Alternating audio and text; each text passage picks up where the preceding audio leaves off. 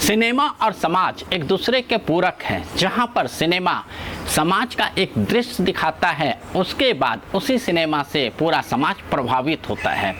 Cinema समाज से है या समाज सिनेमा से, ये कहना बहुत ही डिफ़िकल्ट है, लेकिन ये हर किसी को पता है कि सिनेमा बनाने के लिए पैसे की ज़रूरत होती है और पैसे का हिसाब किताब एक चार्टर्ड अकाउंटेंट करता है।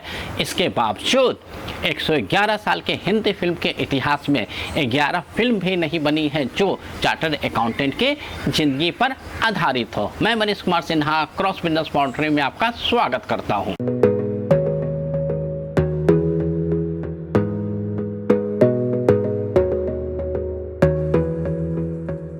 हिंदी सिनेमा 1914 से शुरुआत होती है और आज 2025 पर हमने देखा है कि फिल्मों में तरह तरह के कैरेक्टर जो मेन एक्टर हैं वो लीड करते हैं। जैसे कोई पुलिस इंस्पेक्टर बनता है तो कोई पॉलिटिशियन बनता है, कोई डॉक्टर बनता है तो कोई बिजनेसमैन बनता है, तो कोई अनएम्प्लॉयड बनता है तो कोई और भी कैरेक्टर करता है, कोई कॉलेज स्टूडेंट बनता है। इस तरीके से समाज के जितने भी पात्र हैं उसे दर्शाया जाता है, लेकिन एक ऐसा पात्र है चार्टर्ड अकाउंटेंट का जो फिल्मों में नहीं दिखाया जाता है। अगर आपको लगता है कि कितने फिल्मों में एक मेन कैरेक्टर चार्टर्ड अकाउंटेंट ने अदा किया है तो आप इसे मैसेज में ज़रूर लिखें, कमेंट बॉक्स में लिखें। और आज मैं आपको बताऊंगा कुछ उन चुनिंदा फिल्मों की कहानी जो मेन एक्टर या जो मेन कैरेक्टर है, जिसे हम पात्र भी कहते हैं, वो एक चार्टर्ड अकाउंटेंट के रूप में फिल्माया गया है। इसकी जो शुरुआत है वो सदी के महानायक अमिताभ बच्चन से करना चाहता हूँ, क्योंकि 2003 में एक फिल्म आती है बागबान में शुरू से लेकर लास्ट तक तो ये नहीं बताया जाता कि अमिताभ बच्चन उस फिल्म में कैरेक्टर क्या प्ले कर रहे थे, लेकिन जब उनकी बुक आती है तो उस पर लिखा हुआ रहता है बागबान अकाउंटेंट बाय प्रोफेशन। तो अकाउंटेंट बाय प्रोफेशन जो वर्ड है वो टेक्निकली चार्टर्ड अकाउंटेंट को भी कहीं ना कहीं अकाउंटेंट रूल बुक में, टेक्स्ट बुक में बोला जाता है। तो यहाँ से हम कुछ संदर्भ उठा सकते हैं कि अमिताभ बच्चन ने बागबान फिल्म में चार्टर्ड अकाउंटेंट का रोल अदा किया। इसके साथ ही 1971 में अमिताभ बच्चन की एक और फिल्म आती है मंजिल, जिसमें अमिताभ बच्चन मेन एक्टर तो हैं लेकिन वो चार्टर्ड अकाउंटेंट नहीं होते हैं।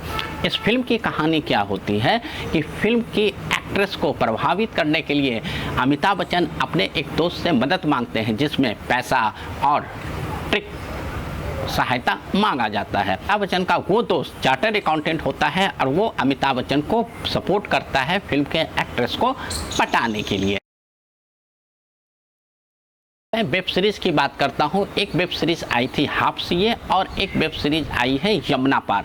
हाफ सीए में एक सीए स्टूडेंट का लाइफ बताया गया है कि किस तरीके से वो हॉस्टल पीजी में रहता है और एग्ज़ाम का कैसा प्रेशर होता है। उसी तरीके से यमुना पार में ये बताया गया है कि एक चार्टर्ड अकाउंटेंट किस तरीके से अपने सपनों को साकार करने जाता है और वो गलत तरीके में फंस जाता है और उस ट्रैप से कैसे निकलता है। लेकिन हम बात कर रहे थे हिंदी फिल्मों की, तो हिंदी फिल्म में जो दूसरा उदाहरण है, एक फिल्म आई थी सलमान खान की फिल्म रेडी में ये दिखाया जाता है कि परेश रावल मेन कैरेक्टर तो नहीं है लेकिन वो चार्टर्ड अकाउंटेंट होते हैं। और इस फिल्म का एक बहुत ही इम्पॉर्टेंट डायलॉग है कि यार साल में मैं 13 बार इनकम टैक्स भरता हूँ फिर भी मेरे घर पर रेड पड़ गई। इसी सीरीज में अगला नाम आता है रहना है तेरे दिल में। रहना है तेरे दिल का जो फिल्म एक्टर हैं आर माधवन और सैफ अली खान दोनों ही इंजीनियरिंग स्टूडेंट होते हैं और जो फिल्म के एक्ट्रेस होती है वो चार्टर्ड अकाउंटेंट दिया मिर्जा है।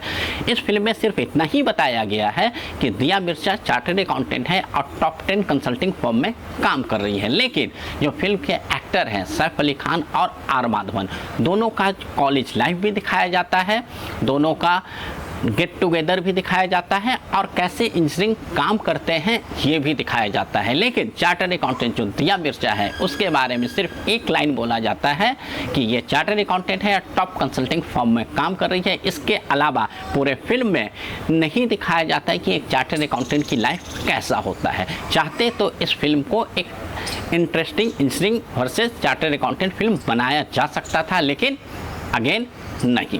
कार्तिक कॉलिंग कार्तिक ये एक फिल्म है जिसमें फरहान अख्तर को ये दिखाया गया कि वो चार्टर्ड अकाउंटेंट है और एक रियल एस्टेट कंपनी में सीएफओ के लेवल पर काम कर रहा है। लेकिन अगेन इस फिल्म में उस चार्टर्ड अकाउंटेंट की लाइफ और उसकी जर्नी नहीं दिखा के उसका डिप्रेशन से रिलेटेड कुछ इशू को सॉल्व किया जाता है।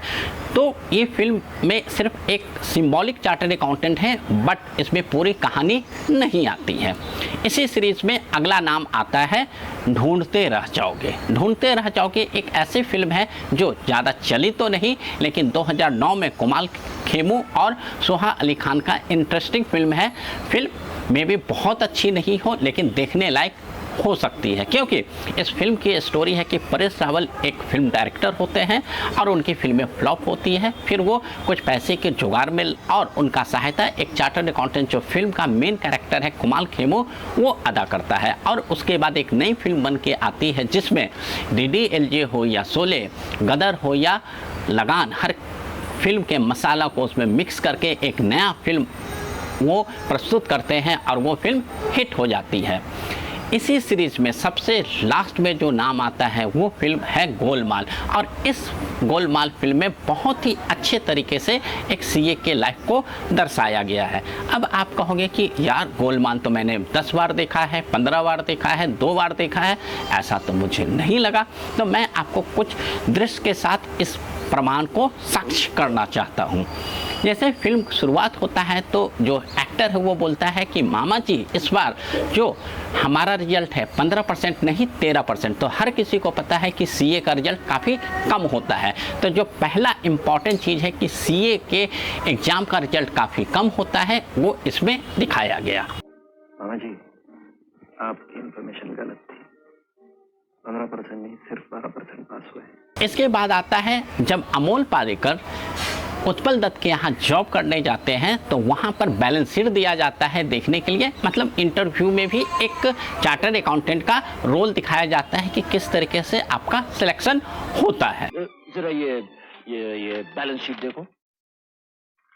अमोल पालेकर इस कंपनी में आगे काम करते हैं तो अपने अप्रेजल के लिए बहुत ही सुंदर सा दृश्य फिल्माते हैं जो लगता है कि ये क्या है, लेकिन ये एक चार्टर्ड अकाउंटेंट के गुण को दिखाता है। छोटी सी बात है सर, क्या हमारी कंपनी आहूजा एंड आहूजा से शॉर्ट टर्म कर्ज लेती रहती है। That's right. लेकिन वो इंटरेस्ट काट के पैसे देते हैं सर। क्या वो? ये देखिए, हमने 25,000 पर 1.5% मंथली सूद दिया, पर हमें मिले 22,750, यानी 22,750 पे 2250 सूद दिया, यानी रेट ऑफ इंटरेस्ट 1.5% की जगह 2.29 हो गया सर। पिछले 5 साल में हमने उन लोगों से 5 लाख रुपया कर्जा लिया है और हमें 15,000 कम मिले हैं sir. You are right. Amol Palekar Utpal Dutt को जाके बताते हैं कि हमारी कंपनी एक कंपनी से लोन लेता है और वो इंटरेस्ट पर इंटरेस्ट कंपाउंडिंग इंटरेस्ट चार्ज कर रहा है, जहां पर 1% कहता तो है लेकिन ये कंपाउंड होकर 2.25% के आसपास बन जाता है। और आज तक इस कंपनी ने 15,000 हमसे एक्सेस वसूल कर चुका है। 15,000 1979 के लिए बहुत बड़ा अमाउंट था। तो इसकी पॉइंट को लेते हुए उत्पल दत्त ने अमोल पालेकर का इंक्रीमेंट कर देता है, अप्रेजल कर देता है। तो हम देखते हैं कि 111 साल के पूरे हिंदी फिल्म के जर्नी में सिर्फ कुछ फिल्में ही हैं जो चार्टर्ड अकाउंटेंट के लाइफ को दिखाता है। तो ये वीडियो आपको कैसा लगा? अगर ये वीडियो आपको अच्छा लगा हो तो हमारे वीडियो को लाइक करें, चैनल को सब्सक्राइब करें और हमारे साथ बने रहें। जब तक दोस्तों, नमस्कार। Audio Jungle।